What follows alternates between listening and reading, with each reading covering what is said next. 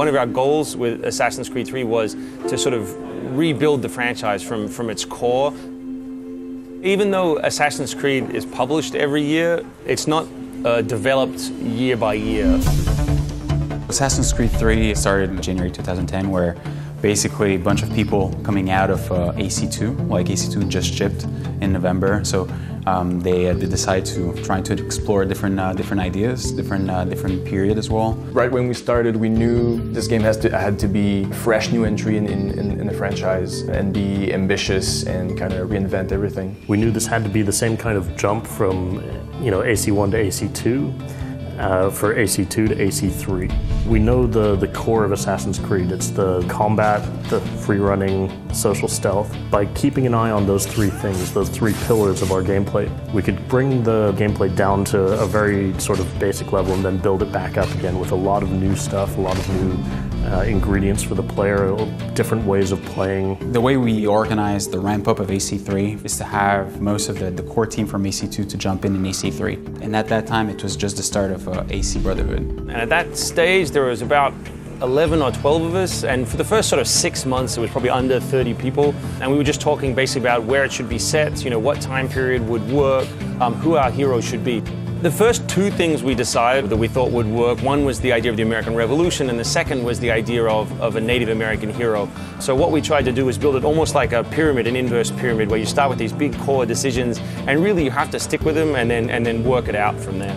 The American Revolution, a lot of the ideas and themes behind it dovetail really nicely with the themes behind the Templar-Assassin conflict. We've had this, millennia-old struggle of free will, versus oppression. The idea that the Templars want to impose their version of the world upon people and sort of control them in that manner. And I think you can draw a parallel in that a lot of patriots may have felt that this is what the Loyalists were trying to do, that they wanted to take the British system and impose it upon these colonies in the Americas. And a lot of people started to resist that idea, this idea of like people that are far away who think they know better are trying to tell me what to do and how to live my life. I like the fact that when we announced the setting that it was going to be the American Revolution, that people were surprised and were asking how could this work, how would it function, because that meant we had somewhere fresh.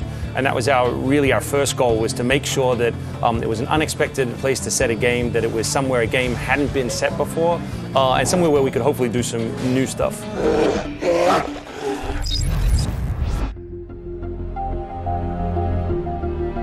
When you have a very small team, before you have a lot of engineers or you have a lot of content creators, you still want to draw a picture for people, something better than a document. So we build a video, a little movie, it's a couple of minutes long, and it tries to be as real as possible. No assets that you couldn't use in the real game.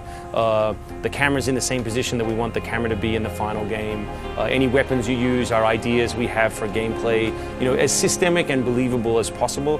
The target gameplay footage is really critical for just setting, this is what we're aiming for. It gives us basically a living, visible prototype. These are the people I'm going to see, the kinds of enemies I'll meet, the experience that I want to have for the player. We take that video and we can basically just break that down into a series of different features, right? The things that I'm going to need to be able to give to the coders and the animators and the world team, the sound guys, and say, okay, to execute this, here's the list of things, the features that I need to be able to create this game. Like any project, we start with ideas, and then the first thing we want to do is prototype key ideas or the most risky ideas. We need to have risk to be lowered right from the start. Like the tree navigation, we need to know early on that it works. The naval battle, we need to know early on that it works. On the engine side and on the gameplay side, we have very little at this point. We'll have essentially these test environments where you have, for us it's just like an orange ground texture that has a black grid on it that tells you how far apart things are. And then inside of that, we'll test absolutely everything and do quick prototypes to try out some ideas, see what works, see what doesn't work, decide whether a feature is good enough to use and good enough to build and is going to be fun before we commit to the full-on development of it. So with that came a lot of new engine technologies, and to the extent that we consider it essentially a completely new engine. We decided to build a new engine for Assassin's Creed 3 based purely on gameplay. So obviously the hardware hasn't changed. We didn't suddenly find 80 mega RAM that was hidden away in the 360 or the PS3, but we're able to say, if we were going to build an engine that enabled us to create new content, what would happen? So Anvil Next is the next major iteration of the Assassin's Creed engine. The Frontier is the #1 motivation to do Anvil Next in the beginning. So the first thing we tried was, can we make a forest that looks good but still works with a decent frame rate and is still readable from a gameplay point of view. We also prototype stuff like the Deep Snow came with deformable tracks. In previous games we had water, but it was always like a straight delimitation between water and ground. Now it's progressive beaches, so what do we do with fighting in that thing with knee-deep snow, knee-deep water, animals mixed with that? So it all came from the first prototypes. So another big challenge that came pretty quickly was the number of NPCs on screen, both for battlefields and from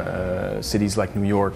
We thought we can cheat and block people's line of sight so they don't see as far.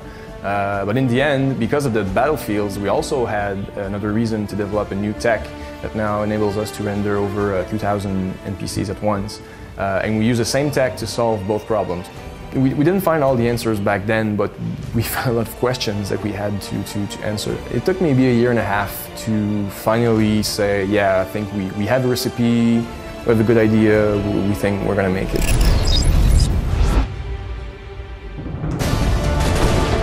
Coming up with how Connor looked, I think, was one of the hardest things we had to do in the game. Connor is our main hero. He's half Native American, half British. He was raised by the Mohawk tribes. He's a lot stronger than the previous assassins. This assassin like bludgeons and he beats up and he breaks arms and legs. You'll see the pain on the enemy's faces when he's taking them out. We wanted a character who was noble, who was out to fight against injustice wherever he saw it.